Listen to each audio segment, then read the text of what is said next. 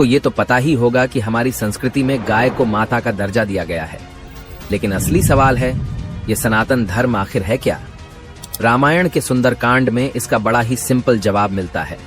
पर्वतराज मैनाक हनुमान जी से कहते हैं, जिसने हमारे लिए जरा सा भी भला किया हो उसके प्रति हमेशा कृतज्ञ रहना, यही सनातन धर्म है।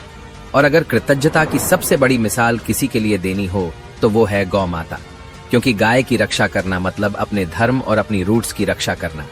इस वीडियो में आप जानेंगे गौ माता की महिमा और महत्व, साथ ही ये भी कि उनका पूजन क्यों जरूरी है। तो चलिए बिना समय गवाए शुरू करते हैं। गौ माता की महिमा अपरंपार है। अगर इंसान ठान ले कि अपने जीवन में गाय को जगह देगा तो हर संकट से बच सकता है। कहा गया है कि गाय को मंदिर और घर में स्थान देने से मोक्ष तक मिलता है।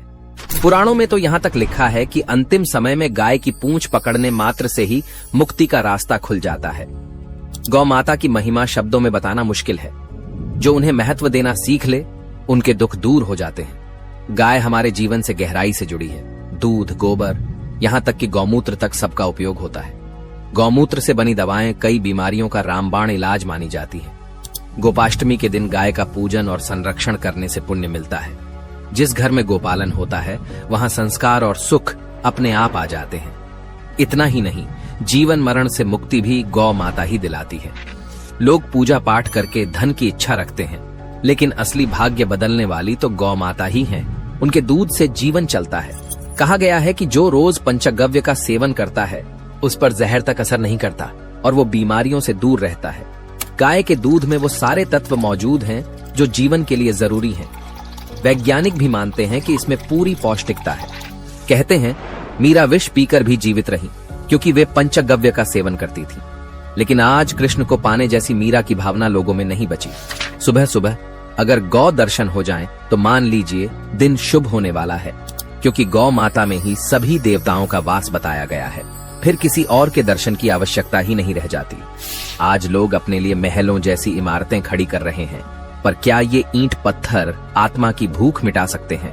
अगर इतना धन कमाने वाले अपनी कमाई का जरा सा अंश भी गौ सेवा में लगा दें तो याद रखना, गौ माता केवल उनकी रक्षा नहीं करेंगी बल्कि उनके घर में समृद्धि और शांति भी लेकर आएंगी।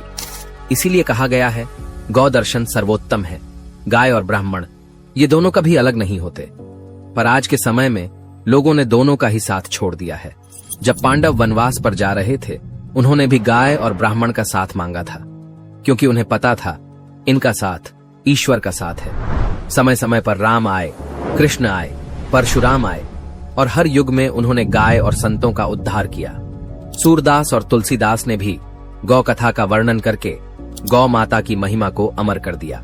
इसलिए हर व्यक्ति की भावना ऐसी होनी चाहिए, पश्येम नित्यम पश्येम मानसम गावः अस्माकम वयम अस्याः।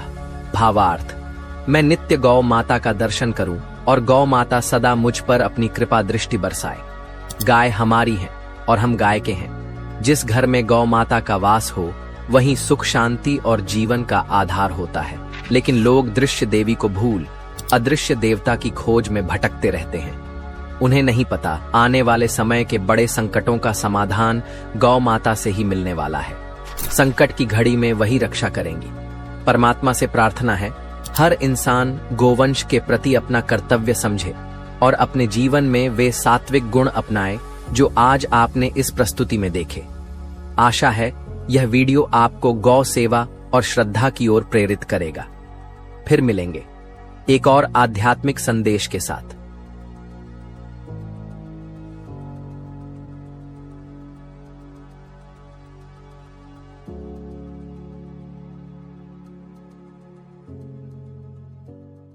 ये तो पता ही होगा कि हमारी संस्कृति में गाय को माता का दर्जा दिया गया है।